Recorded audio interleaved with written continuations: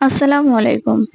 Welcome back to my channel. আশা করি কাছে দূরে যে যেখান থেকে আমার ভিডিওটি দেখছেন সবাই ভালো আছেন। আমিও আলহামদুলিল্লাহ ভালো আছি। তো আবারও একটি নতুন সকাল, ব্যস্ত সকাল নিয়ে চলে আসলাম। তো সকালবেলা উঠে আমি আজকে পরোটা বানাই নিচ্ছিলাম আর ডিম ভাজি করে নিছিলাম। আজকে একটু ছেলের স্কুলে যাব সকাল সকালে, কারণ ছেলের স্কুলে একটু মিটিং আছে। মানে এ ডাকছে স্যার যে গার্জিয়ানদের যে কি কথা বলবে। তো তার জন্যই আরকি যাব। আর দায়িত্ব আসলে অনেক। কারণ মা হয়ে গেলে অনেকটাই দায়িত্ব হয়।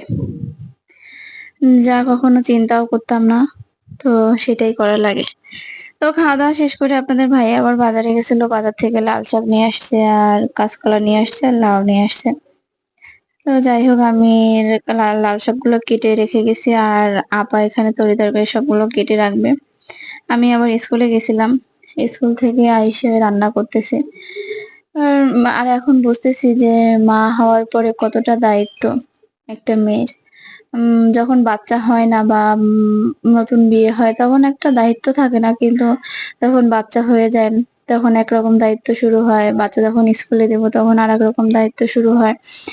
এই নিয়ে আরকি জীবন। তো ভাবতেই অবাক লাগে, তাই না? যে কি থেকে কি হয়ে গেছে। এখন এত দায়িত্ব মাথার উপরে, সব দায়িত্বই পালন করতে হয়। সবকিছু সামলাইতে হয়। যে আগে কিছু পারতো না সে এখন সবই পারে। আসলে সংসার জীবনটাই এমন যে কিছু না পারলেও, যে কিছু না পারে সেও সবকিছু পারে। তো এইভাবেই তো দিন কাটে মেয়েদের। আর সকাল থেকে বিকাল পর্যন্ত বা রাত পর্যন্ত যাই বলেন না কেন, একেকজনের একেক রকম চাহিদা থাকে। তাদের চাহিদাগুলো পূরণ করতে হয়। এ এইটা খাবে না, ও ওইটা খাবে না। এ এটা করবে, সে এটা করবে। ছেলে এটা খাবে, ছেলের বাবা এটা খাবে। এই নিয়েই আমার নানান বাহানা করতে যায়। তো পরে আমি বাসায় এসে আ রান্নাটা বসায় দিছি। ১ম এ মাছগুলো ভেজে নিছিলাম। তারপরে এখানে আমি কলা রান্না করব মাছ দিয়ে। তো আর স্কুলে এজন্য ডাকছিল যে পরীক্ষা, বাচ্চাদের পরীক্ষা, তো সেই পরীক্ষার জন্য বাচ্চাদের কিভাবে প্রিপারেশন নিতে হবে, কি সাজেশন আসবে, তো কার বাচ্চা পড়াশোনায় দুর্বল আছে বা কার বাচ্চা ভালো পারে, এইসব নিয়ে আরকি আলোচনা করছিল। আর যখনই স্কুলে ডাকা হয় তখনই মনে হয় যে আমার বাচ্চা মনে হয় কোনো ভুল করছে বা কোনো কিছু ক্ষতি করে ফেলছে। তার জন্য আরকি স্কুলে ডাকে। কিন্তু স্কুলে যাওয়ার পরে যখন শুনি যে বাচ্চা কিছু করে নাই, বাচ্চা পড়াশোনায় ভালো, তখন আসলে খুশিতে মনটা ভরে যায়। বাচ্চাদের নিয়ে তখন গর্ব করতে ইচ্ছা করে যে না, আমার বাচ্চা আ অনেক ভালো পাঠায় বা অনেক দুষ্টুমি করে না বা কিছু একটা। তো শুনেই ভালো লাগে। তো তারপরে এই যে রান্না করতে তো কথা বলতে রান্না কষানো হয়ে গেছে আমার। তো আমি এখানে পানি ঝোল দিয়ে আরকি মাছটা দিয়ে দিব। এই যে কলার তরকারি হচ্ছে আর এখানে আমি আবার লাল শাকটাও রান্না করব। রান্নাঘরটা আমি লাল শাকটা আমি তেলের উপরে দিব না, একসাথেই দিছি। তো শাকটাও হয়ে গেছে আর শাকটা ভালো ছিল। তো শাক রান্না শেষ করে আমি একটু আবার ওই যে আরেকটা মাছ ভেজে রাখছিলাম ওইটাও ভুনা করব।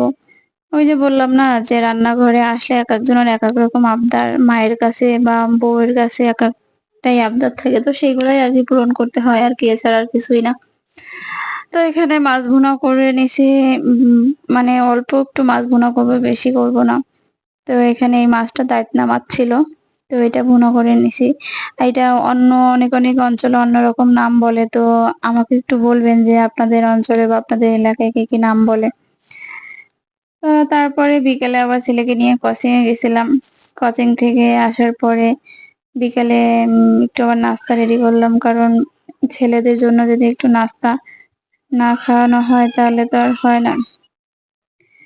তো এখানে ছোট ছেলের জন্য আমি আবার একটু পাউরুটি ভাজবো। তো ভাবলাম যে তেল দিয়ে ভাজবো না, তেলে তো ক্ষতি। তেলটা না দিয়ে একটু ঘি দিয়ে দিই, তাহলে ভালো হবে। তো আমি ঘি দিয়ে একটু ভাজছিলাম। এখানে আমি ডিম, দুধ আর চিনি দিয়ে এটা করে নিছিলাম। কারণ ছোট বাচ্চারা খাবে, একটু টেস্টি হলে ওদের মুখেও ভালো লাগবে খেতে। তো যে চিন্তা করে বানাইছিলাম, তো আলহামদুলিল্লাহ আমার ছেলেদের খুব পছন্দ হয়েছে। তারা খুব মজা করেই খাইছে। তো এই যে ঘি দিয়ে সম্পূর্ণ ভেজে নিছিলাম। কারণ তেল তো এমনি বড়দের জন্যও ক্ষতি। আর ছোটদের জন্য তো আরো বেশি ক্ষতি, তার জন্য একটু ঘি দিয়ে ভেজে নিছি। আর আমার ছোট ছেলে খুবই পছন্দ করছে, কারণ ওর মুখে ভালো লাগছে, ঘি দিয়ে ফ্লেভারটা ভালো আসছে, তাই ওর মুখে ভালো লাগছে। এই যে আমার নাস্তা, বিকেলের নাস্তা রেডি, মা ছেলে মিলে খাচ্ছিলাম। ওই এটা আর একটা ভাবির ছিল, তো তার জন্য 1 কাপ চা বানালাম, আমরা যেহেতু খাচ্ছি তো তার জন্য বানালাম। এখানে সবাই মিলে নাস্তা করে নিচ্ছিলাম, আর আমার বাবা খুব মজা করে খাচ্ছিল। তো ভিডিওটি যদি ভালো লেগে থাকে অবশ্যই লাইক কমেন্ট শেয়ার করে দিবেন, আর চ্যানেলটি সাবস্ক্রাইব করে দিবেন। সবাই সুস্থ থাকবেন, ভালো থাকবেন, আল্লাহ হাফেজ।